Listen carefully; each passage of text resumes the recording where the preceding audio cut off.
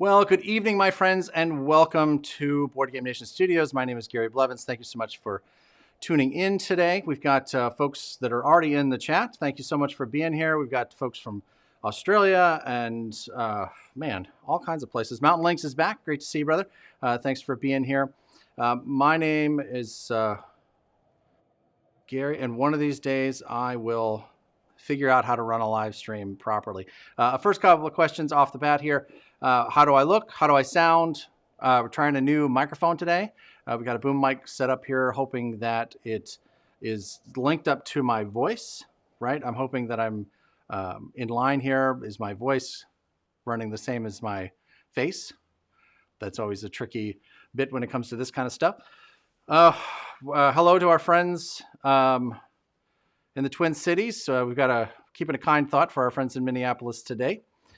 We are hoping that they are staying safe and warm. And I've got a special shout out today for my brother. Today is my brother's birthday. Everybody say happy birthday, Andrew. He's living in Las Vegas, and I don't get to see him as much as I'd like, but I'm hoping he's having a great birthday and enjoying his special day, as it were. So great. Thank you for letting me know about the sound. I also adjusted the latency so that in theory we should have less time between when I say a thing and when you hear the thing. So in theory, we should be able to be a little bit more responsive to the chat. Thank you so much for the birthday wishes for my brother, Andrew. Very nice. I hope that he's having a good day. Jamrocks is here. Great to see you, brother. And Reginald is here. A couple of new faces here. Joey Keats, thank you. We've got a new voice from Australia. Fornawa.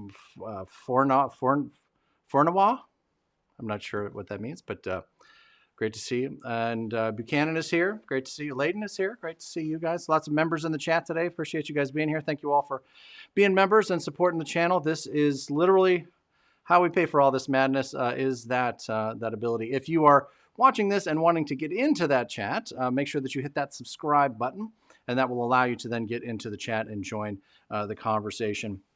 Another friend of ours from the great Australia, the great down under, and Gary Thorley, thank you for being here. We appreciate that. Your pins are still in our background, by the way, from Battlefront Dayton. We appreciate that. Thank you so much. Robin's here. Great to see you. The postman is here from Muskegon, Michigan. Oh, I tell you, man, there's something in the water up there in Muskegon. I am going to have to make that road trip to go check out the Griffin's Arrest. That seems like the place to be playing. So we're certainly going to be looking for that.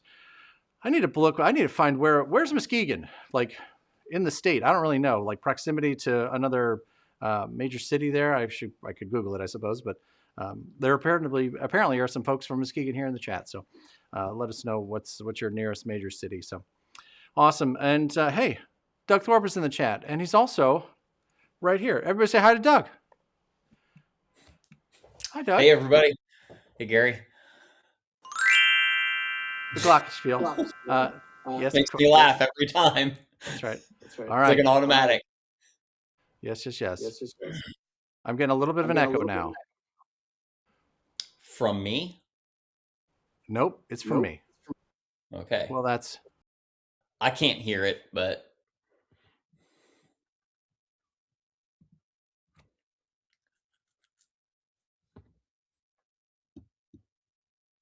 now I think you're just on mute. There's definitely no echo now, Gary. You've successfully gotten rid of the echo. Good. All right. So now I'm back. Can you hear me now? I can hear you now. All right. Is there an echo?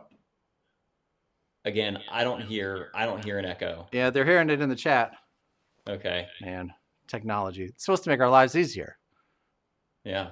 No, it does not. All right. So yeah, so there's still an echo. All right. So I'm gonna have to give up on my boom mic. Damn it. We did a lot of tests with this earlier today, but all right. Switch off of this one and go to. All right. How about now? No. I don't hear an echo either way. So. All right. All right. I don't hear an echo either.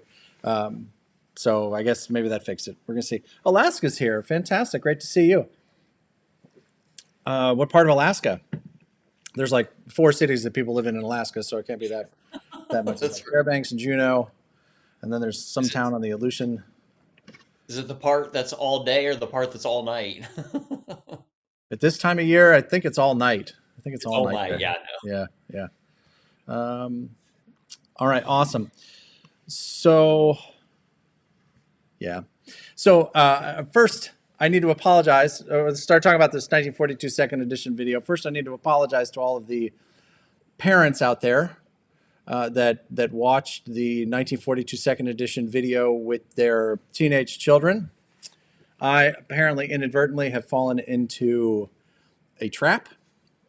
There are 13 victory cities in Axis and Allies, and several times over the course of this game, the score was 7-6 or 6-7. And apparently, I got notes from a couple of parents saying that the use of the repeated use of the 7-6 or the 6-7 on the screen sent them into their bizarro frenzy of the 6-7, whatever this is. And if you ask them, they can't tell you what it means. It's just the thing they say. It clearly originated with Axis and Allies. That's very obvious to me now. No one knew where it came from until right now. That's right. I'm going to blame Larry Harris. It's Larry's fault. That's it. Definitely his fault. Should commandeer the meme for Axis and Allies. That's right. That's right. I'm gonna email Larry and explain to him that the 6-7 trend is his fault, and he will have no idea what I'm talking about. That'd be great. Exactly. That'll be fine. General Tracy Hyde is here. Great to see you. And of course, the lovely and talented Jamie Blevins is our moderator this evening. Thank you for being here and helping with that. My lovely bride. Oh, yes. Mr. Coffee's here. Paul Neeb is here. What is this now?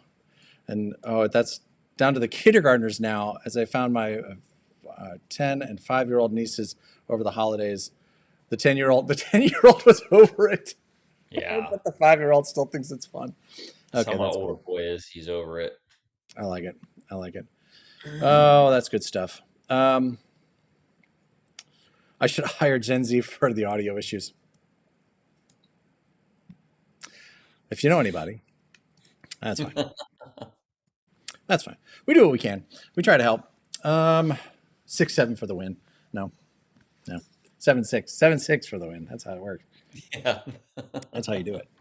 Awesome. All right. So we had a question up in the chat. I'm going to go. Brian Hyde. General Brian Hyde is also here. Great to see you, brother. Thank you for being here. How old do you have to be to participate in ANA tournaments, and are there any qualifiers? Thank you for that lovely segue, Dante. There is not an age limit in the Axis and Allies tournaments. You should be comfortable playing, and note that like the overwhelming majority of the players are going to be adults. So if you're comfortable playing in a room full of adults and you're 10, 12, 13 years old, I think that's perfectly fine. There are no qualifiers.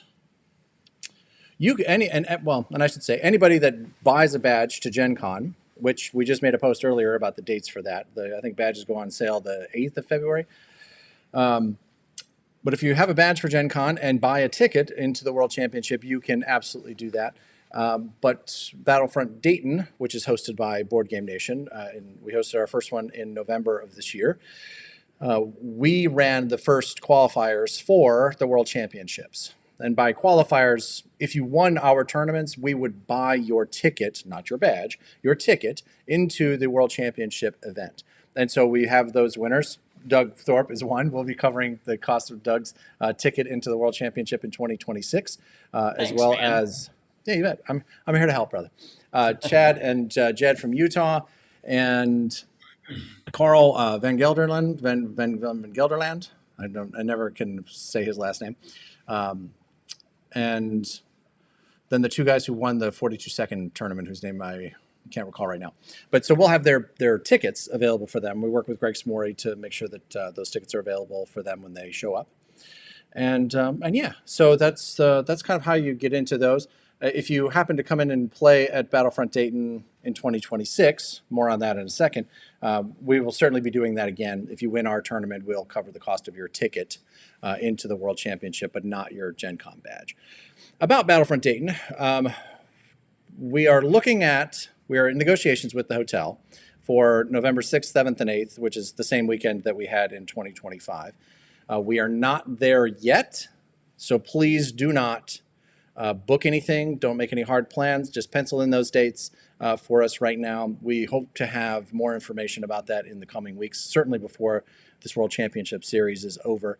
We hope to be able to come out and announce, at a minimum, that we are locked in for those dates. We probably won't have badges and ticket prices and all that kind of stuff. We won't have all that. I'm still diving into all of this craziness with the World Championship Series videos. So, but we should be able to hopefully be able to announce solid that those dates are good.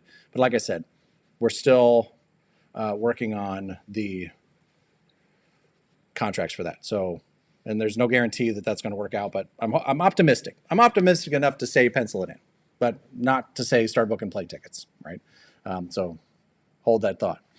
But also in Dayton coming up is Duel in Dayton, hosted by our friend Robert Phelps.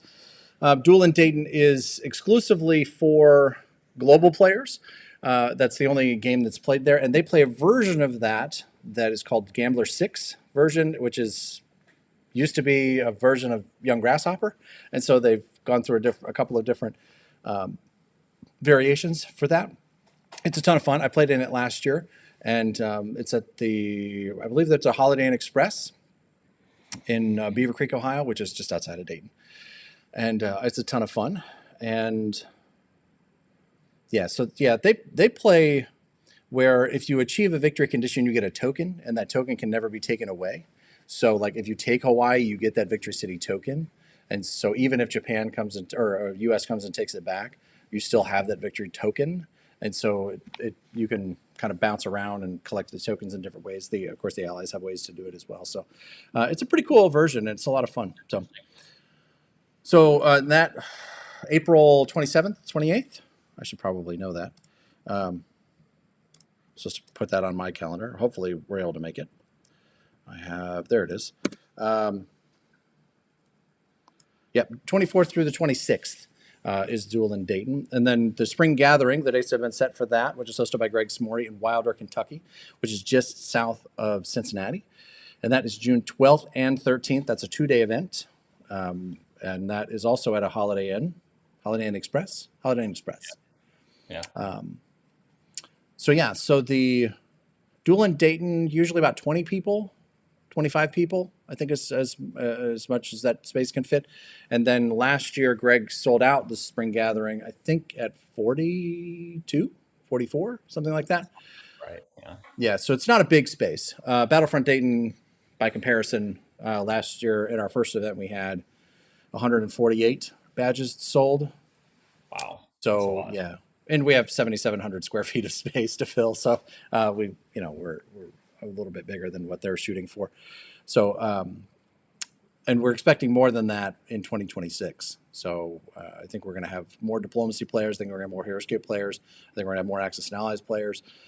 So I'm excited about it. We're just hoping to be able to nail it all down with the hotel, and so we can tell everybody and start making hard plans and getting sponsors on board and getting prizes and merchandise. And we're definitely going to make T-shirts available in advance.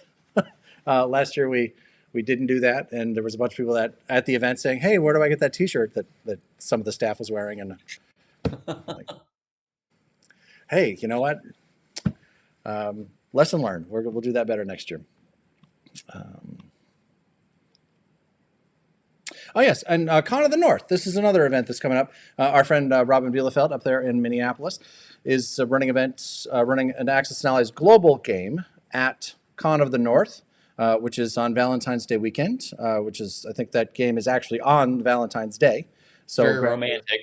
Yes, if you're feeling romantic, tell your sweetheart that you're going to show her the world, and then take her to play global. And I'm sure that will go well But it's a lot of fun, and it's a fun event. So make sure that you go and check that out.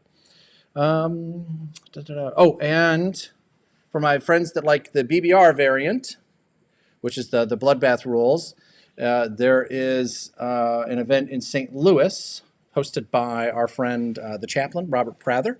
That is March 20th through the 22nd. Man, I'd like to get up and try that again. I went to that, it was 2 years ago now. And it's a really interesting variant. It's complicated, but it's a lot of fun, I think. It just takes a lot of focus. Like it's a timed game, right? You're playing a full global game. Is it 8 or 9 hours? I can't remember. But it's a lot, and it's pretty intense. I enjoyed it, and the guys, of course, that go to play this are just super nice guys, and it was a lot of fun. All right, yeah, and Jon Bosch is here, by the way. I'm going to say hi to Jon Bosch. He's another one of our moderators, and was my assistant tournament director at Battlefront Dayton this year for all the Access and Allies events. So good to see you, Jon. Thanks for being here. Oh. All right. The sheriff is here. I don't even know what. How many teams played in Gen Con for the 42 second edition tournament? It was 4 rounds, right? So it probably would have been about 16 teams. Right. So 30-ish people? Yeah. Yeah, so about 30 people played in that event this year. The big event was the World Championship event. We had 5 rounds for that one. And with a couple of solo players, it ends up being right around 60 players in that event. So pretty big turnout for that one, which I think was that was great. Yeah. Yep. All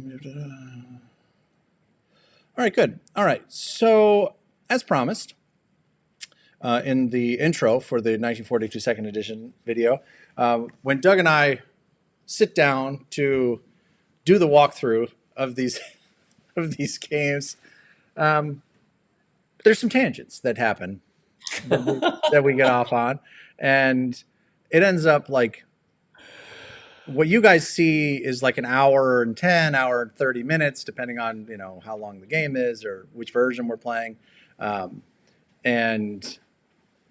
I think the raw video for the 42 second edition like walkthrough was like 3.5 hours. That was a lot longer than that. Yeah. The one for the quarterfinal of the World Championship, which is going to be coming out next week, is that one is, I think it was 4 hours. That's how long. That was a lot. That's a long. I told Gary, I was like, man, we gotta stop. We gotta stop talking so much about these games. This is too much. Yeah. We could have played a game in the amount of time we analyzed this game. easily. And as it turned out, after that 4-hour session, not 15 minutes later, I lost my voice for the rest of the week, essentially. It wasn't until like that Thursday that my voice returned, and just in time to do like that really short live stream that we had last Friday. Like, part of the reason that was so short is that like I was having trouble like keeping my voice, and I can hear it in the 42 second edition video, like that my voice was already starting to sound a little gravelly, but I promised in the intro that we would revisit some of those during the live stream, and so we'll do that now. Arizona is here. Dropped to a chilly, it's 79 degrees today in Arizona, but it's dropping to 48 tonight. So that is well, I suppose it depends on where you are in Arizona. Like if you're up at the Grand Canyon, like I've been up the Grand Canyon and needed a parka, and like how am I possibly still in Arizona, right? At least this doesn't seem right. But if you're down in Phoenix or Tucson, well, it can be pretty brutal. Anyway, so let's jump over here and go through a couple of the of our most valuable tangents. Let's say it that way. Because not all the tangents are useful, right? Tease. Right. Because at least 2 or 3 times it's like we'll have we'll have like 5 minutes or 10 minutes like talking about a thing, and then we'll be like, oh wait, they can just do this. Oh, never mind. Yeah, yeah, exactly. And then it's like, okay, well, we'll just edit that It's out. like, no, count the number of spaces. The bomber doesn't get there. We're like, oh, we're No, idiots. oh no, never mind. That's just dumb. Edit. This is why we edit, my friends. This is why we don't do these live. Yeah, seriously. That right there. I can tell you with the we must seem like geniuses with the magic of editing, but I can promise you, if you saw the whole thing raw, like, anyway. All right, so let's and even now, like as we go back to visit these tangents, like these are the ones that like got cut for time in the video, but that actually I think might be useful. So, Art Vandalay is here. Great to see you. I love that screen name. That's great. All right, so let's jump over to our first one, which I made a shortcut. Here it is. There we go. Great.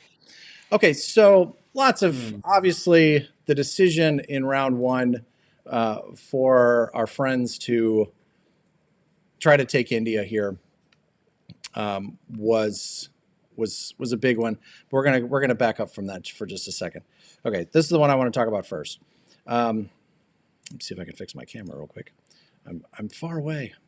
I'm coming at you. Here I come. Here I come. Oh, okay. There it is. Okay. Sorry.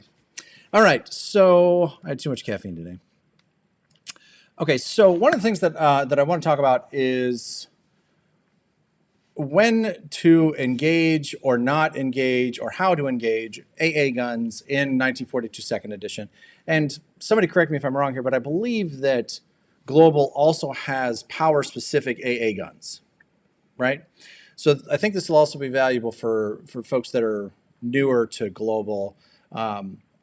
So these units can only fire, each one of these can only fire 3 air units at a time. So I am of the opinion, and I'm certainly open to contrary opinions, that if you're going to attack a space with an AA gun in it, you either want to attack with no air units, if possible, or you want to attack with more than 3. Because if you're attacking with 1, as they did in G1 of our 1942 Second Edition game, you are putting a fighter at risk, right? And if you attack with 3 fighters, you're attacking, you're putting yourself at the greatest amount of risk, right? Like your odds of getting a fighter shot down are 50-50 at that point, unless my math has escaped me. Doug? I don't know off the top of my head. You do the math, man. I don't think it's quite that high, but it's high, right? It's higher than it would be. But yeah, the moment you can get over that threshold of 3, now you're coming in with air units that don't have to fade the AA gun, right? So if you're going to come with air units, come with as many air units as you can beyond 3, right? Or try not to come with air units at all. So in this particular instance, they came with 3 infantry, the tank, and 1 fighter to try to take out the tank and the AA gun.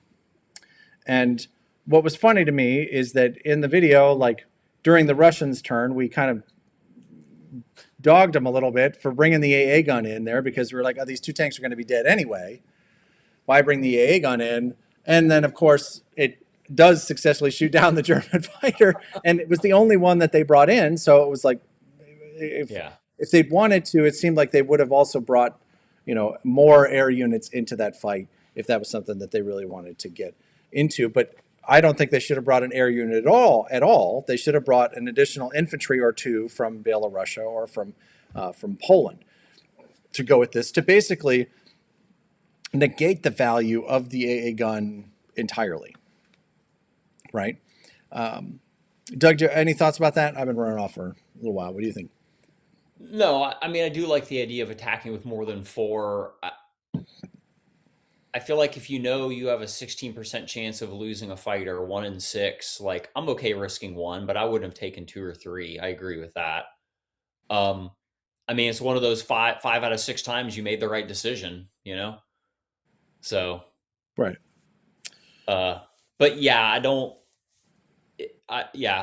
I think this killing this AA gun maybe goes to further support what we were saying about putting all that air in France for 2 rounds. It's like they only have one AA gun left, and you have 4 fighters sitting across the board that can't do anything. Like, pressure them, go get them.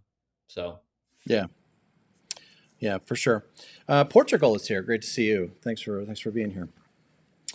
So anyway, so this is one of the things that I wanted to talk about is just like how to manage AA guns on when you're on the attack, right? You want to try to minimize, like, yes, is it a nominal risk to send in one? Sure, but if you can do it and bring that number to 0, all the better. Which is one of the things that I think could have been done here for the Germans. So Jamrocks in the comments is one of the I believe he's one of the Axis players in this game. So it's great to see you, brother. Let's see, he's got a whoa. That's a new one. Okay. Okay, this is a new feature. That was weird. We wanted to put the least amount of material into the battle, and we decided to risk the one plane, and it didn't pan out. Yeah. I mean, for sure. You certainly wanted, you want to put as little at risk as possible, but I think that you could have kept the fighter out here. And it happened to burn you this time. And Doug's absolutely right. I mean, it's 16%. It's not a huge number, but if sometimes this game comes down to a 0.5%, right? So sometimes it certainly matters. Yeah, I think it's a tough decision. I don't like them putting the AA gun there, because to me it needlessly loses it. But it does put a decision in the Axis position. Are you going to take 2 tanks in? Are you going to take some extra infantry in that could get counterattacked? Or are you going to risk an airplane? So I think it's interesting from that perspective. I don't know that. Here's the thing: if that airplane hadn't gotten shot down, we wouldn't be having this conversation, probably. So I don't really have a problem with the decision to take the airplane in. It was unlucky, but I've seen games where 3 AA rolls happen all game long and they were all hits. Sure. And I've seen games where there were no AA, no AA hits, and they were rolled 5 to 8 times. It just happens sometimes. So. Yep. Agreed. All right. So I've said my piece about the AA guns. I think it's about managing the risk is really all I'm trying to say there. Yeah. Okay. So next. Okay. So we're laughing here because Doug and I probably spent 20 minutes talking about what the best place is for this transport. And I will admit that before our conversation, I had spent way more time than I should have thinking about the best way to move this transport. So first, is there anybody out there that has what they think is the A answer for this transport? Because it's a combat move. It's got to move out of this space during combat, or the Japanese fleet will kill it during UK's combat phase. So it's got to move. And what they did with it is they just moved it to 46, and they left it in 46, which, when you're in the middle of a tournament and you're just moving things around, like, they probably didn't give this a second thought. But we have the opportunity to kind of go through and analyze it, or overanalyze it, as the case may be. So this is what I said. The objective for Japan, this is J2. They're coming up on J2, and they've just got a ton of pressure on Calcutta here. So what they're going to be doing on their turn is they're going to take this transport. They're going to pick up. Oh, I wish you guys could see my mouse. They're going to pick up the transport. They're going to use the transport in 47 to grab the artillery in Borneo, move into 36, grab the guy in Malaya, move into 35, drop him off in Calcutta. The transport that's in 36, its job is to move into 37, pick up the 2 guys that are there, and then move to Calcutta, right? So if they want to kill this transport, they have to declare it as a hostile sea zone, because transports don't stop enemy movement. The Japanese will have to choose to make it a combat move, right?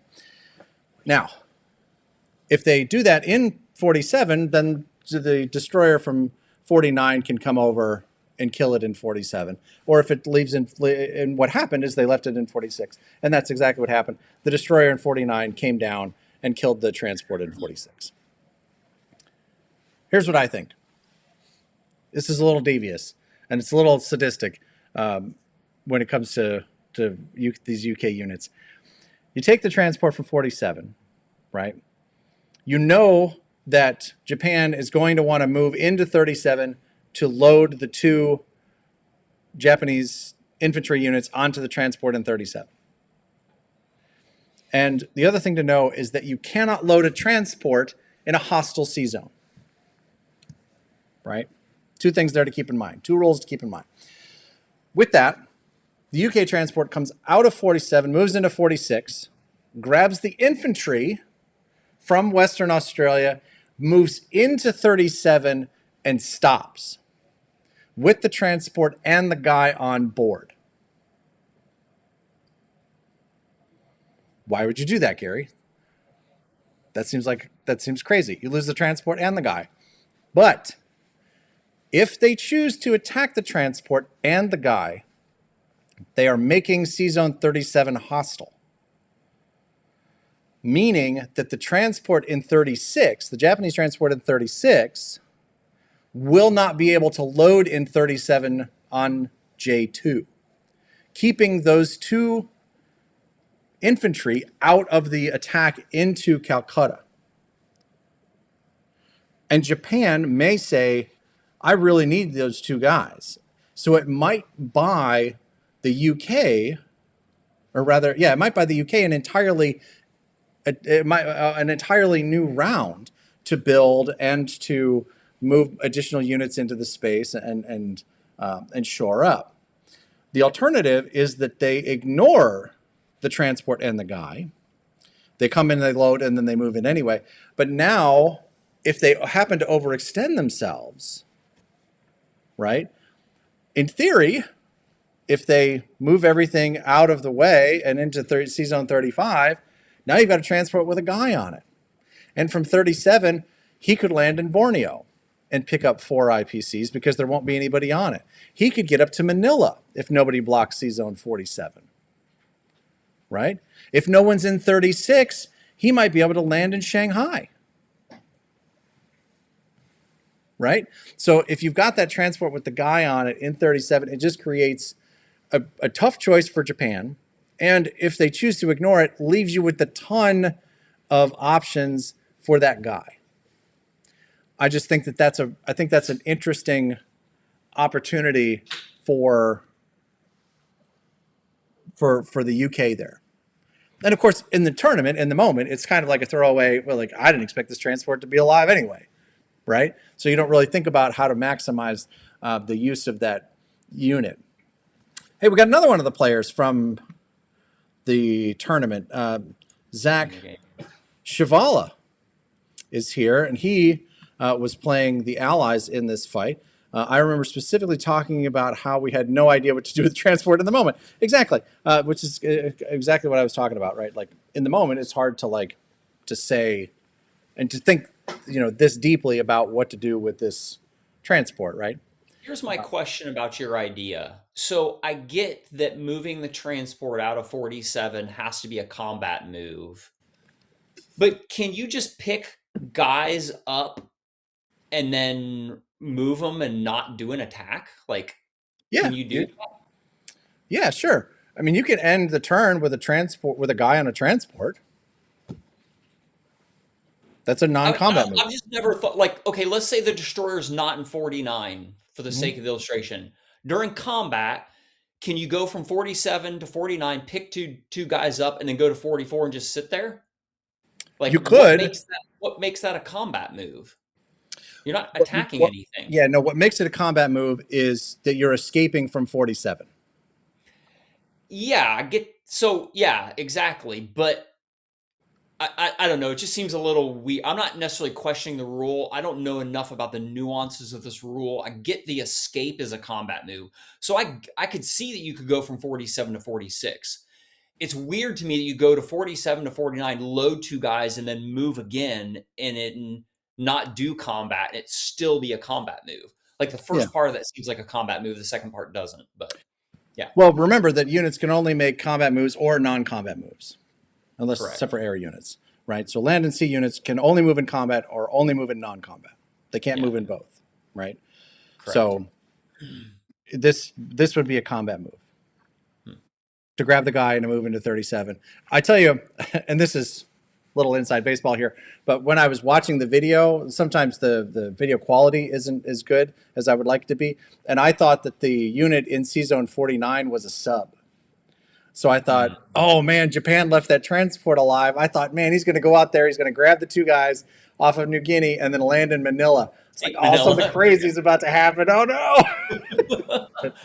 But then I And was then like, you're oh, let like, me why look at didn't they this. do that? Right. And then I looked at a different angle and I was like, oh, that's a destroyer. Okay, that makes more sense. But Not as exciting. right. Yeah, I agree. I mean, you could try to bait one of the destroyers out of position to season 31 or 38, which is further south, but I think hanging out in 37 is the way to go, because they either take down your 10 IPCs and prevent the taking of Borneo or Philippines or something, or they delay their attack on India. Right. Right. Yeah. So and when we were talking about this, Doug had I think also a really good idea, which is to send the transport to 51, which is up there around Iwo or up around Okinawa rather, which would have, when something went to chase it down, one of the destroyers went to go chase it down and kill it, then it would put that destroyer in range of the American fleet, so that it could pick off that destroyer, and it wouldn't be part of the later Japanese fleet. So I think that's a pretty good idea too. Yeah, I think Foreign Was is making the point that I'm asking a question about. Right. So the answer to this question is C units can only move in combat or non-combat. Right. And if this transport doesn't move out of 47 during the combat move phase, then it dies to the Japanese battleship and carrier that are there. So it has to move during the combat move phase. So it would move into 46, grab the guy, and move away. It doesn't necessarily have to go get into combat. Think about it this way: if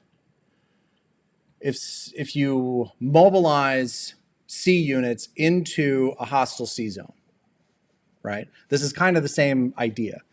When you do that, the opponent now on their turn has to either stay and do combat, they can move away and come back, or they can move away. Those are their 3 options, right? But they have to do it during the combat move phase, because if they don't, they're going to do combat. And this is exactly the same kind of situation where this UK transport wakes up during its combat move phase and like, oh man, if I don't do something, I'm going to get killed here. So I've got to move away. So that's a combat move to move out of 47, 40. And then once you're moving, you can do whatever it is that you can do when you're moving.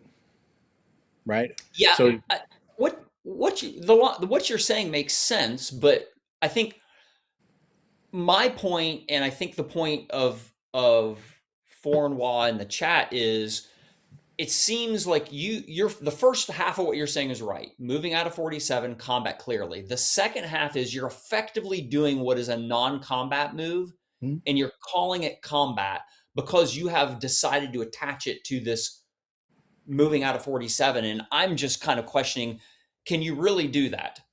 Like, I get moving out of 47, got it.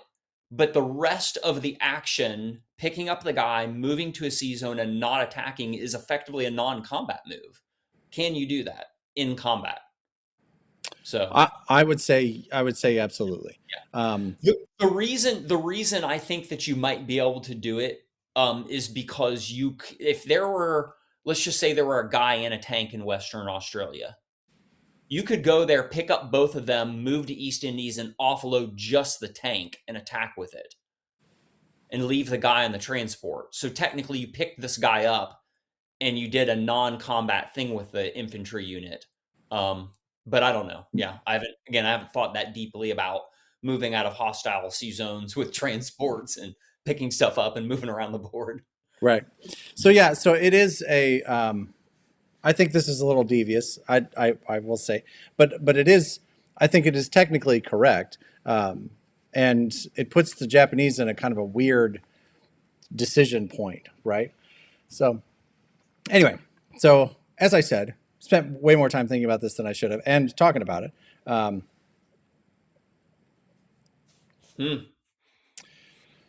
Yeah, That's interesting. yeah. I don't know about this. I've played 42 online. Are we talking? I assume we're talking about the Beamdog version here.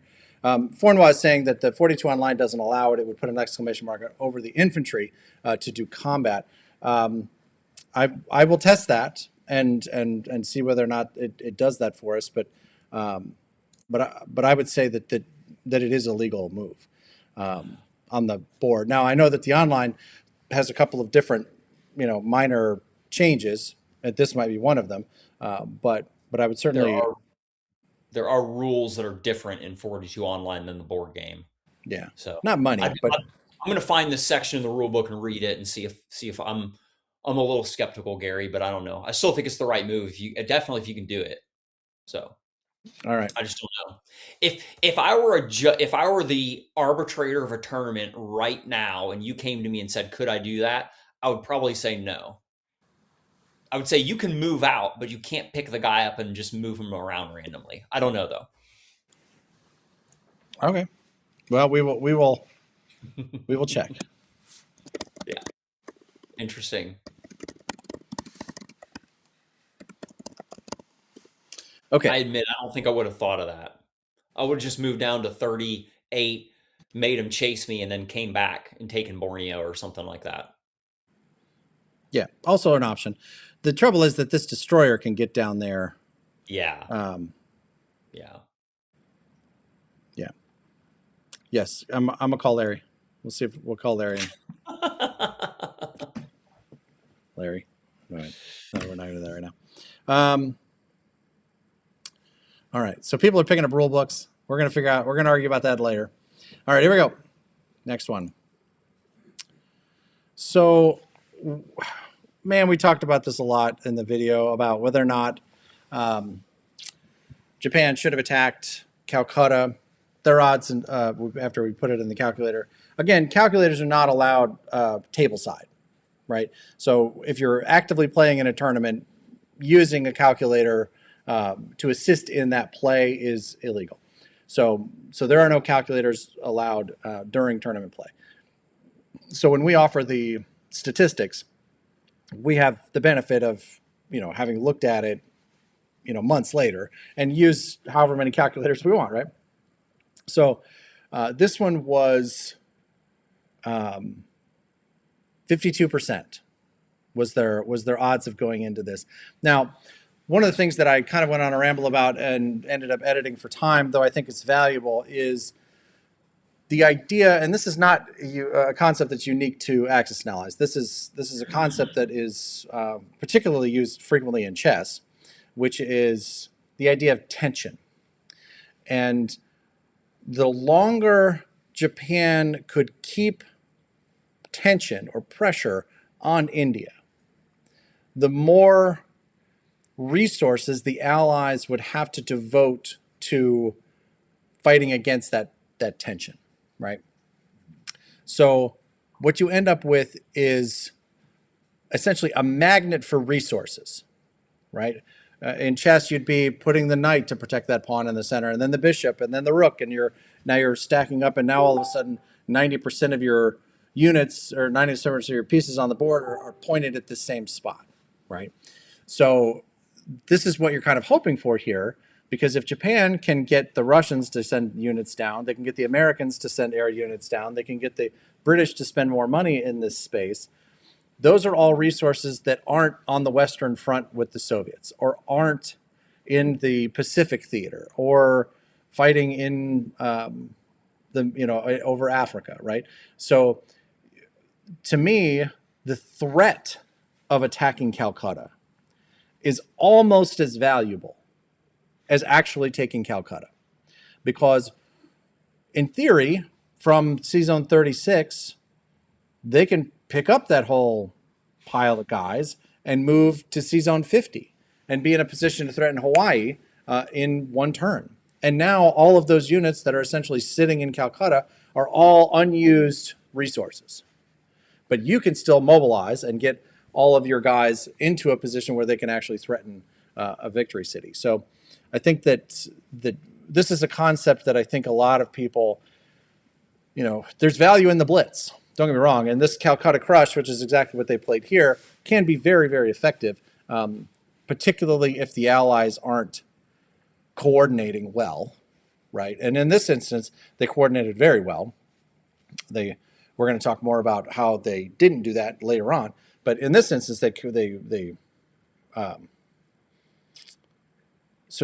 it's to me, the value of this is almost more, the pressure, the tension is almost more important than actually having taken it at all. And we saw this play out in one of our games in 2023 when we were playing as the Axis. Doug had run down there, put a bunch of pressure, and then in the last pivoted away, and we ended up taking Hawaii and ended up winning that way. And so it's I think this is just, Doug, any thoughts about this particular thought? Yeah. I mean, I don't know that I have a lot to elaborate on than what I said in the video. Like, I think that imagine if Germany would had the tank in Transjordan, the battleship and the transport ready to bring the infantry and the artillery through, and some fighters there that could hit India. Because you can either do a 1-2 punch to India, or if Japan gets India, maybe you can land fighters there to help defend it or something. Or granted, Russia goes before Germany, but maybe you can get something into Persia to block Russia from coming down. Right. I think one thing that's important to keep in mind also is think about it from this perspective. Obviously, Russia can drive some tanks down there in this position. But as far as from Britain's perspective, Britain has to put 3 units in India to kind of keep defending it. Japan could take the guys in Yunnan, bring the 2 guys in Yunnan down to Burma. That effectively, so Britain can add 3 to their defense. Japan can bring in those 2 guys from Yunnan. They can fly the bomber and the fighter off of, Wake over and get both of them in range. So that's 4 units. And if they sent one of the transports from 47 up to the mainland of Japan and built another bomber, so Japan has added 5 units to the fight in the following round, whereas Britain's only added 2 units to the fight in the following round. Then if they bring more guys down with their transport, maybe build even another bomber, like Japan can mount more pressure against India than Britain can produce on their own. Japan can add like 3 to 5 units to that battle every round, maybe even more, and Britain can only add 3. So it requires Russian help or American help in order to defend it. And again, to your point, it really allows the pressure to get cranked up there, because then those tanks aren't in Caucasus, and there's more pressure against Russia. So yeah, I appreciate the boldness, and again, I think that this was a fantastic game. The Axis went the distance. Honestly, once I saw Japan lose that battle, I was like, okay, that was the game. But I mean, I thought they played very, very well. So Yeah. I wouldn't have gone for it myself. But I don't think that yeah, I mean, actually the dice went pretty poorly against them, considering it was a 50-50 battle. Like, They really did. So this is Jacob. We were under the impression that we had a little better than 50-50 odds. You were exactly right about that. We hoped that it was even, and if we lost, so long as it wasn't by a large margin, we'd be able to bring in the Germans for cleanup. That's true, and you're absolutely right about that. I think, to Doug's point in the video, I think one of the things that would have helped was bring some of those, one or more of those fighters out of Europe to land either in Transjordan or into Egypt, so that they could have maybe helped in in that cleanup process. So I think I think your head was in the right spot. I think though that the Russians, I don't know that you'd have been able to hold it, because you didn't have a lot of units to back it up, and the Russians would be able to come down. In theory, the Russians could have. Let me see if I can move myself out of the way here so we can see. The Russians, in theory, could have closed the canal, right? So they can whip these tanks around here. They're going to go next, right? So they can come in here, kill these guys with these two fighters, the tanks, and then this transport doesn't come over at all, and then they can send units this way. So I don't know that Japan would have been able to hold it if they'd have taken it on J2, even with the help of the Germans, because I think the Russians could have shut them out. But anyway, so I think I wasn't looking to get into rehashing this entire battle, but Zach is also here and wanted to chime in. We definitely were not expecting so much pressure on J2, and they did a great job in bringing like as much pressure to bear as possible on J2. So, had they, a single misstep by the Allies here, and this goes from being 52% to 90% to take India here. I think if those Russian fighters aren't there, that might have been the difference. Now, it also happens, as you pointed out, that their dice were absolutely brutal here. Like, I think they shot down 2 fighters with the AA, and then and just got smoked and just got crushed for the rest of it. So yeah, it was a tough outcome. But the lesson there, and this is what I was trying to drive home, is that like they did have the opportunity to retreat, and kind of regroup in Burma, but yeah, that's the trick. So yeah, yes, maybe if Bill knew how to roll dice. Yes, maybe. Hey, Gary and I say that about each other sometimes. Right. Yeah, both of their amphibious assaults from the battleships, 4 or less, both of those missed on the first round. Like, oh my God, it was. But yes, you know what? Here, I'll give you this is absolutely true. From Australia, the X played a very aggressive and entertaining game. I agree with that 100%. Yeah, they absolutely went at it, and I appreciate the aggressive nature of it.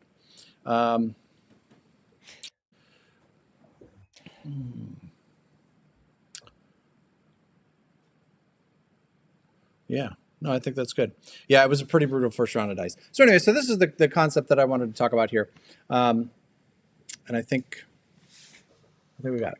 Next up, allies being allies, right?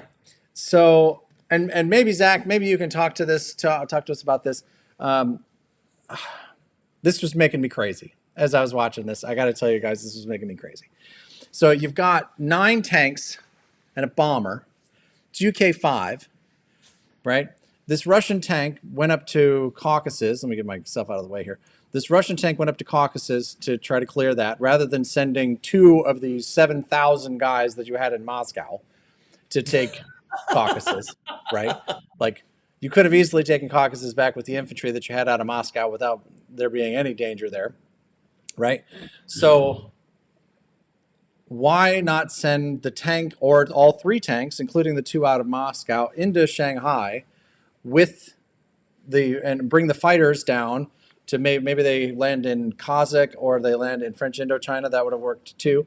Let the Americans come by, pick off the guy in Yunnan so that he can't. So you've got no land assault against your tanks in Sichuan there, right? The only thing that kills them is the air units, which takes them out of the fight off the coast of Iwo Jima here. And then let the Americans come through and kill this guy, let the British kill this guy, or however you want to do it. There's about 6 different ways that these tanks can be in Yunnan and immediately threatening Shanghai, right? Like, you could be picking up another victory city here. And if the Japanese want to swing through, that's a Christmas present for the Allies, because now you get Manila, now you get Shanghai, you might have a run at Tokyo. I mean, you can give up that one and pick up 2 more in exchange. So to me, like this is in contrast to what I thought was really, really good Allied coordination in Calcutta early on. But then as we get later in the game, they stopped like working smoothly together, right? Like there was several different paths for those tanks to end the game in Shanghai. I mean, Doug, you're better at this kind of chess or taking advantage of the turn order than I am. I mean, how would you see this playing out? Yeah, I mean, I agree. I would have sent the 3 Russian tanks to either Sinkang or Sichuan, and yeah, you could just send a guy or two and the fighters to get Caucasus back. I totally agree with that. Because Japan could have sent the bombers and the fighters on the carrier after those tanks, but again, then they're not attacking the American Navy. Now, Japan could have blocked. They could have put a guy in Anhui and a guy in Kwangtung, but again, that's where the other allies come into play. Britain's using their bomber, America's using their bomber or their fighters to clear those blockers, and then Russia's sending those tanks into Shanghai, and at least they have a shot at it. It's not, I don't know, 3 threes against 4 twos. That's probably a pretty even battle. I think the threes have a little bit of an advantage, but yeah, you at least have the chance to do something like that. There is I'm just trying to think how to say this without spoiling. I think in one of the anniversary week games, there's a game, I believe, where we see the Allies doing some things like this. And it is really, really well played.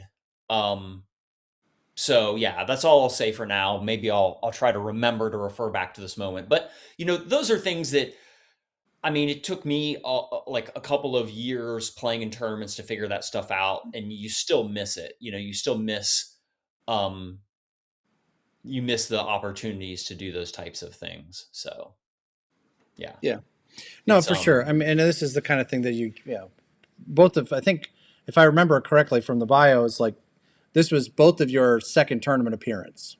yeah, right. So the fact that you guys made the final, and I know a lot of the guys that are in the 42 second tournament this year, really strong players, right? So the fact that you guys got to the final here, you guys should both be really, really happy with how you did here. Yeah. But these kind of like nuance at the end, this hits and then this hits and then now we're into this space. Like these are the kind of things that come with experience. We got our first super chat. Thank you very much, John. Where Perforce was Gear Force, not Shanghai. I don't know. Thank you, brother. Appreciate you. Thank you. Yes. it Right. does. Yeah. So this was the other thing. So Yeah, Jacob and Bill, this was their 4th game in 3 days. The 42 second division tournament is 3 days long. This was their 4th round. And in all 3 of the previous rounds, they had been playing the Allies. This was their first time playing the Axis in this tournament. So, yeah. So, and 20 hours of play in 3 days is a lot. So it can be, especially when you have to play 2 games in the same day, which happens in these tournaments for sure. At Gen Con. So yeah, it's I said this in the video, but it's worth repeating. Like Gen Con is like being on another planet. I love it. I think it's fantastic. But it is fun and exhilarating and exhausting at the same time. And now when you pair that with like really high level play, the brain drain is real. The brain drain is real. And outside of the tournament, there's like a million other just like exceptionally cool things happening. So like you want to go walk the exhibit hall or go play on that giant diplomacy map, right? Like there's just like so many like very, very cool things to do that that you end up like by Sunday morning, like your brain is goo, right? So the fact that you guys played this well, this is only your 2nd tournament appearance, so I think you guys played great. Yep. Oh, and Charlie Young Oh, that's Tracy. Hi, Tracy. Um, Charlie Young was at the tournament, and there's a picture of him in the video. So it's good to see you, Charlie. Hope you're doing well. Yes. All right. Yes, Jacob. Thank you very much. Making some dramatic content. I like it. Well done, sir. Well done, sir. Now's a good time to remind everybody, if you are enjoying the show here, please take a second, hit that like button for us. It definitely helps with the algorithms and making sure other people get a chance to participate in the conversation. So if you have an opportunity to hit that like button for us, now is the time. We appreciate that. Thank you very much. All right. I've got one more tangent for this. And this one, I when I sat down to like make the screenshot, all I could think of was like insult to injury. So this is at the non-combat move for UK5. So this is right before the UK mobilizes another, I think, 6 infantry. This is the turn where they could have bought 8, but they only bought 6. Again, the brain becomes goo after the 20-hour mark. So this is going to be a really tough battle for the Germans. I think we did the math, and I think it was less than 1% by the time they actually got into the fight. But there were, I think, 2 things here. There are 2 paths that they could have taken here. One I mentioned in the video, which is the Russian fighters. Take Iceland, right? Recapture Iceland. They should have absolutely recaptured Iceland. That's what I would have done. Yeah. Yes. I would have moved everything from the UK to Iceland, actually, and hold up there. I mean, Germany they would have been safe. That's true. The guys would have been safe. I was actually thinking about building a complex in Greenland, but. Yeah. That's not a bad idea. All right. So, wisecracks aside, there are 2 paths here that I liked. The first was there's obviously no way that the Germans are going to make it into Moscow, right? So these 2 fighters that are in Moscow are no longer needed. They can make it over to the carrier in Sea Zone 6 and land there, which would have meant that at least another 2 air units, probably 3, would have been needed to get through the battle in Sea Zone 6 to get onto the island at all, which would have made that fight even all the harder, right? Yeah. Again, insult to injury. The other thing that they could have done is, and again, it all happened really fast at the table, but these 3 transports that moved into Sea Zone 6, they don't need to be there. In this instance, it's not like they had another victory city that they could have gotten to, right? But just as a matter of good practice, there was no need to put the transports in danger. So they either could have stayed in 7, and if the Germans really wanted to kill them, they would have had to send an air unit to do it, or they could have spidered out to put 1 in Sea Zone 3, 1 in 7, 1 in 9, 1 in 8. So that, and I think the 1 in 7 is actually bringing, I think this is what we're seeing here, is the transports bringing that last guy from Eastern Canada into the UK. But then all of those transports are still alive at the end of the UK's turn, and presumably they're going to have land units left. So in theory, they could have reconsolidated and landed in France, right? Obviously, France is pretty well defended, but if all of those air units aren't there, which was the reality when it came to UK, when it came around to UK 6, there were no air units left. There were 2 air units left in Sea Zone 6. But again, all the victory cities in this particular instance were secured. But I think just as a matter of course, there was a different way that the transports could have been used. But really, the Russian fighters landing on the UK carrier, that'd have been nasty. This is the thing that online players are more likely to miss, because this is not a thing you can do in 1942 online. You can't land fighters on friendly carriers. So this is the thing that they don't often think about. So anyway, nasty little turn. So I see this comment. I think it's hilarious that we're even discussing the possibility of capturing London. Are you talking about in this scenario, or in 42 second edition in general, because I've lost London as the Allies more times in tournaments than I care to admit. I think I've had London taken like 3 times from me as the Allies. Yeah. Oh yeah. It does happen. Yeah. Oh, it does. It can happen. Did you take London when you and I played? No, you got Moscow, but you didn't get London. Right. I missed Yeah, London by like 2 units. it was On the close. It was yeah on closer than it should have been since you got Germany Moscow 5. on the Yeah. same turn. Yeah. Gary almost took Moscow and London from me in the same turn. And still lost that game. Still lost that game. I've lost actually 2 of the times I lost London, I won the game as the Allies. Yes. Tournament play is tricky, my friends. Yeah. That's true. We had a super thanks from our friend David. Japanese had no luck in both of the Calcutta and Iwo fights. If the die rolls had been reversed in either battle, they win.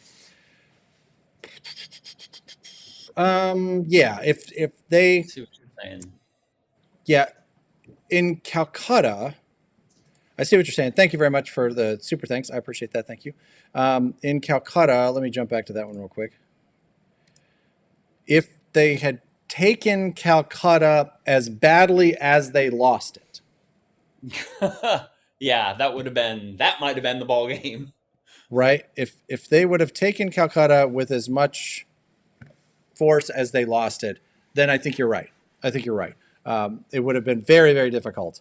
I don't know if they make it to Moscow, but they might have. I mean, if they landed J2, they're building. Yeah, they're building J3. The Germans get to turn entirely because now they're going to go through and they're going to rush Africa. I mean, yeah, maybe the Japanese fleet turns and goes after Hawaii at that point, probably.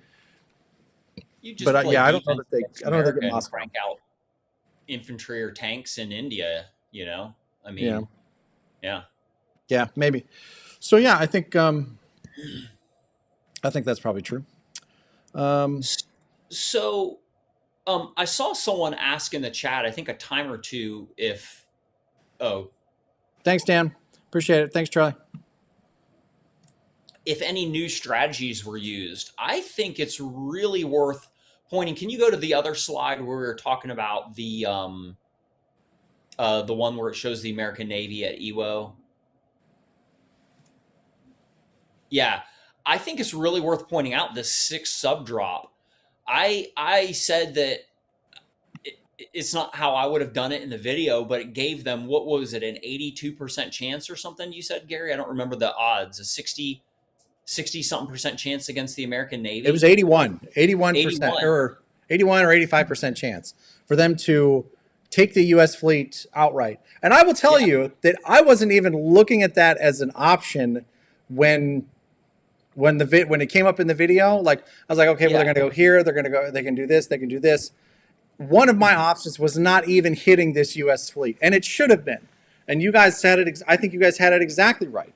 And I think the dice don't go your way in that fight, but I think that you. A couple of things about this, like that to me is a different strategy. Like I have yet to see in a game we've covered anyway, someone try to counter this heavy America Pacific with subs, with a 6 or more sub drop. I've seen it done before. As a matter of fact, I think when I played the strategy against you, Gary, you went into subs, if I remember correctly. Subs and bombers is what I went into. Subs and bombers, yeah. That's usually the combo. I've seen it happen before. I've seen it fail before, but I mean, again, 81%, you can't really ask yourselves for better odds than that. Now, I still think what we talked about in the video about blocking, I think that could have saved Japan here in this situation. So Japan gave themselves a chance by creating the subs and the attack 81%. I think if they would have blocked correctly and put men into Manila, they could have saved it also. And here's a third thing that I just thought of not long before we came on the live stream. I think it was in the 2nd or 3rd round of the attack against the American fleet. What if on the round where Japan hits and America pulls off their last destroyer, when America rolls back, what if Japan keeps their subs? Japan pulled 4 subs off the board in that round alone. If Japan keeps those 4 subs on the board, then America's 3 fighters can't shoot them. Now, I don't know what the odds would be. I think America had maybe a tipped battleship and was it 2 carriers? A tipped battleship and 2 carriers against 4 subs. If those subs score a hit, the American unit doesn't get to shoot back. That could have been a really interesting possibility also. And I would have done the same thing. I have bombers, I have subs. I'm taking the subs as the hits all day long. But it was just interesting because they only had those three units left. And again, 1 hit, 2 hits, and they can only hit you once or maybe twice maximum. So I think given how bad India went for Japan, I mean, kudos to the Axis in this game for giving themselves as many opportunities as they did here down the stretch. Yeah, absolutely. I'm looking at the raw video here. Let me see if I can grab the. Yep. Okay. So this is exactly the moment that you're talking about. Yes. Yes. This is after the round of combat. They took the destroyer, and now Japan is selecting their losses. And the cruiser's dead also. Keep that in mind. The cruiser's not here. They just picked up the destroyer, so it's 2 carriers and the battleship. They've already started picking them up here. There's 4 subs, and they've got to take 4 hits, right? So they could have taken the destroyers and 2 fighters, right, and kept the 4 subs, right? And let's bring this back down here. There we go. Kept the 4 subs, and if those start scoring hits. Now, here's one thing that's important to remember. So, and this is actually a pretty good shot for this. So the transports, okay. They talked about this and you can hear them say it, right? If the carriers die, then all we have to do is retreat, and the fighters fall, right? Because they don't control Iwo Jima, and that's true. But if they withdraw, and there are fighters there, and the transports are still alive, and they withdraw, the transports do not die. Yeah. Right? So you would have to continue to do battle until all of your surface ships were dead, and then the subs could get underneath the fighters and destroy the transports. Yeah. Yes.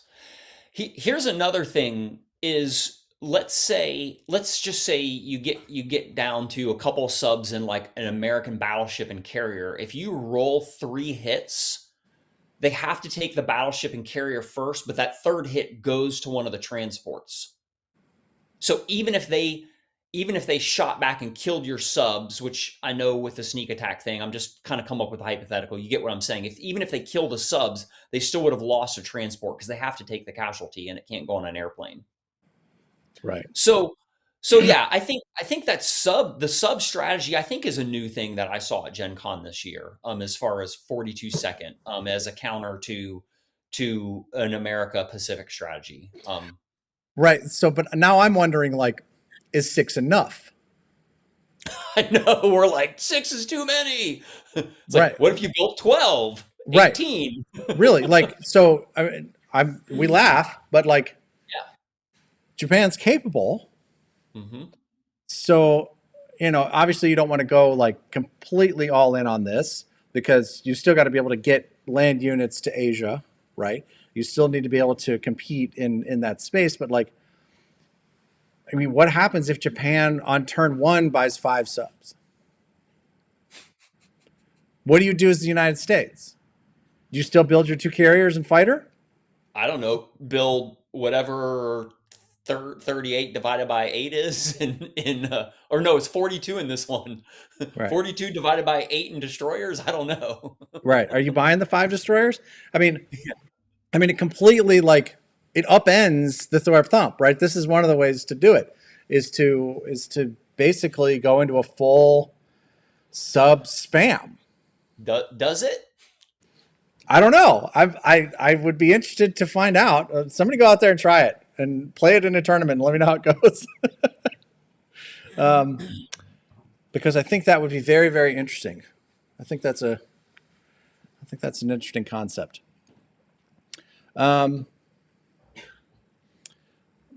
Yes. So anyway, I'm glad that you brought this up because I think that's a good question. That the sub spam, it inspired me. I will say, like this made me think about a couple of different options here. And this is my favorite thing. This is my favorite thing about tournaments. I'm coming back up here. This is my favorite thing about tournaments of any kind, right? You get people that like that have never been to a tournament before, but have been playing in their basement for the last 5 years or 10 years or 30 years, right? And they show up with just like this incredible like strategy that you have never even thought about or you've never seen anybody do, and it just blows everybody away.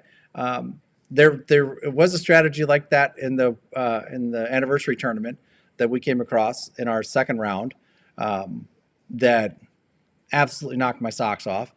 And when you guys see it, you will know exactly what I'm talking about.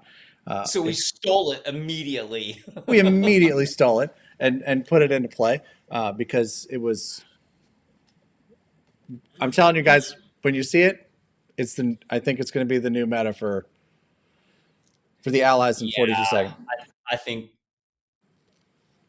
An anniversary, rather. We'll get into it. I mean, there's you can't always do it. It's not something you can do every game. Right. But if it's you not have automatic. If you have the opportunity to do it, yeah. Right. We're still thinking about how to counter it. Right. Yeah, we're still trying to figure out how to get around it. So that's awesome. So yes. What's your favorite ANA style non-World War II game? Lots of love from North Wales. Great to see you. That is my ancestral home. The Blevins family goes back to North Wales. Good to see you. Favorite ANA style non-World War II game?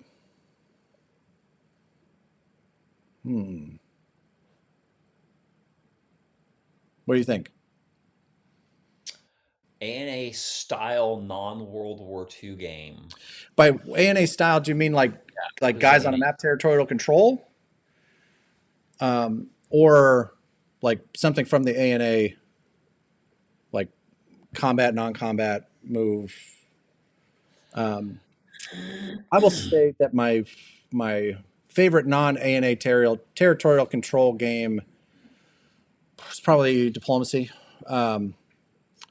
It's a very different kind of game, but it's still like dudes on a map and taking control there. I really like the game Scythe. Now that's like territory control mixed with, resource management, like Settlers of Catan mixed with kind of a little bit of an engine building game. But I really like that game a lot. Nexus Ops is another one that's actually really, really good. It's territorial control, and it has some similarities to Axis and Allies and how it rolls back and forth, but it's a hex game, and it's pretty cool. I really enjoy that one. So yeah. Yeah, I'm trying to think of another one. Like, I'm actually pretty interested in. I played the game Shogun when I was young alongside Axis and Allies. It probably didn't catch my imagination as much, and I don't know if it was like I was less interested in samurai as I was as little army men and airplanes and tanks, or if maybe it's just not as good of a game. I haven't played it in a long time, but I know they're putting out Akuza, or I guess it's Akuza now, and they're doing some other things around it. But that's kind of an interesting game to me. I want to kind of maybe play that some more and get back into it. Yeah, we've got a copy of the 40th anniversary release from Renegade coming when it releases. I think it's supposed to be in August. It's got the premium map and premium pieces, and we've got a copy that we'll certainly have for Battlefront Dayton. So we'll have that there, assuming we have that don't again, don't lock it all down, but that is something that we're planning to have available when we get there. Fortress America is a good game. Rob and I agree. And Struggles of Empires. I'm not sure I know that one. Conquest of the Empire. Yes, that Conquest of the Empire is. I mean, that's a Larry Harris game. So it's very similar to Axis and Allies for sure. Yes, Shogun Samurai Sword / Yakuza. If you're not sure of the game that we're talking about, it's gone through a couple of name iterations. So it's got some diplomacy aspects to it where there's some negotiations. And so I think that's pretty cool. Yeah, Clash of Corgis. That's the other one that's really fun. Clash of Corgis. Do I still have that up here? Oh, no, I took it to my kids to play with. No, I don't have it up here. It's a card game. We did a short video about. Robin's just making fun. You know a game that's I'm a little surprised I haven't heard much in the Axis and Allies circles. It is a World War II game, but it's Memoir 44. Like, I don't hear of anybody around the Axis and Allies tournaments playing that game. But I mean, it's like a territory control, more tactical. Yeah. And there's some really cool, at least that like base set that you just showed there is like it has a lot of scenarios that are based off of historic World War II battles and stuff. And one of them, you literally get to take some of the little men in your hand, hold them above the board and drop them. And that's where your paratroopers land. It's some cool stuff like that, you know? Sure. That's fun. Yeah. No, that's good. Yeah. So that's fun. I like those. I mean, people ask me all the time, like, what's my favorite Axis and Allies game? I get that question all the time. And my answer has been the same for years. Like, whichever version I can get people to sit across the table and play with me, right? Yeah. Like, that's the one I'm excited about. Yeah. But I will say, though, that I think my favorite campaign game, at least at the moment, and I've played it a couple of times, I don't know, a couple of times in the last year, is Guadalcanal. I'm still really digging Guadalcanal with the Battle Maraca. Yeah. I have it here. Oh, here it is, Guadalcanal. But Stalingrad is fun, and North Africa, when you can like get a full grasp on the rules, is a lot of fun too. You know, I thought of another one. So this was back when I played Axis and Allies, like when I was in middle school. There is a Buck Rogers game that is shockingly similar to Axis and Allies in some ways. Like maybe shockingly similar. Maybe that's a little exaggerative, but it's based around like you have Buck Rogers and Wilma, and I don't know who the bad guys were from that show, and you can play like with these like generals that have superpowers, or you can play without them in just the pieces. But there's like, you know, battle cruisers that fly in the air and fighters and land troops and transports. It's like, but you're doing the solar system. Anyway, it's interesting territory control game. Yeah. We've got a new member, Kip Kelly. Thank you for being here, and thank you for joining us. You will now be getting early access to next week's video, which will be the quarterfinal. And for those of you that don't know, Doug and I played in the World Championship this year. No spoilers as to how it turned out, please, in the comments. But there it is, Buck Rogers, Battle for the 25th Century game. Yeah, that's right. I remember that. Wow, that's great. I haven't thought about that game in probably since 1988. But yeah, so next week we'll be covering the quarterfinal match, which was between Eric and Brandon, who were the 2024 world champions. They won the anniversary tournament last year. And Brian Bugle and Adam Smith of Game Smiths, and they make this game. 6 Empires. They've got the Game Smiths. This is actually a pretty fun game too. And so make sure you get a chance to check those guys out. And they played in the quarterfinal match at Gen Con last year, and we're going to be bringing you that game. It is bonkers. There is just like so much back and forth in this game, and it's played at a super high level in terms of like where things are moving around and like, why are they over there? And then 2 turns later, you're like, oh, dip, that's why they're over there. Like, oh man. So like I said, played at a really, really high level. So yeah. Jamie, beady, beady, beady. Yes. Beady, beady, beady. I have to tell you, like, I do remember playing that game once and then being really irritated because the guy that I was playing with, like, he just kept making that sound over and over and over again. Beady, beady, beady. It'd probably be hard to go and watch that show anymore. Go back. Yeah, we It was flipped cool. it on one time and it was like, oh yeah, I remember this was a great show when I was 9. Yeah. We got another member, Dan. Dan and Charlie, thank you for very, very much for becoming members. We look forward to seeing you guys at the next event for sure. Yeah. One other thing, and this January 20th, Renegade is launching their new accessories campaign, and I don't have them to share, but I've started seeing pictures of some of the accessories. They're starting to get like the prototypes in. And they look pretty good. They've got the tokens and the dice box and the task force markers, and then finally a premium map for 1942 Second Edition, which is good. So I think that'll be good. So I hope that you guys go and check that out. And if you see something that you like, there's discounts for buying like the whole package. There's also stuff for diplomacy. They've got I think they did something really smart. I'm trying to figure out how to do this with Axis and Allies, but nothing's immediately jumping to mind. But the diplomacy, they've got a premium map for diplomacy, and they've got the classic diplomacy on one side and era of empire on the other side.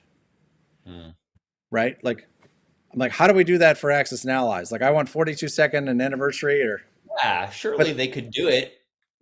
Yeah, I think they're not the same aspect ratio. Oh, one of them you could put the weapon development chart in the economic tracker or something. An 18-inch wide IPC tracker, right? That's right. What are you doing? Yeah. But they've also got the premium tokens and stuff like that. So if you're interested in that, please go check that out. I don't get anything for that. It's just I think it's going to be cool, and I think the more that we can help them be successful with the franchise, the more likely they are to continue to develop this kind of thing. So hit dice. Now, of course, the things that are on there now, you can order. I think the commander cards are still pre-order, but you can get the hit dice, you can get the IPC chips, you can get all that kind of stuff, and you can get that using this link that my lovely bride is going to drop in the chat. And then we do get a little kickback from that. We get a little percentage for everything that you buy after you click on that link. So it helps support the channel. We appreciate that. Henry, what's up, brother? Great to see you, brother. You know what? I started a thing. I should start telling people this. I want this to be a thing. I think we might have to. I don't know how this will work, but I love this idea. In 2025, we introduced time clocks, chess clocks to the tables to make sure that all of the time is being used correctly and or fairly on each side of the board, right? So that people weren't taking an hour more than their opponents and so forth, or intentionally dragging out a game. But one of the things that I jokingly suggested to some of the players at Battlefront Dayton last year was to set their clocks to 1 hour and then play Anniversary, right? Which is normally in tournament play a 6-hour game. And I said, go play Blitz Anniversary. Go play Blitz Axis and Allies. No thinking, just move, right? And roll. And like clocks don't stop. And it wasn't like an hour plus 3 minutes or anything like that. It was an hour. So it's chaos, right? It's just chaos.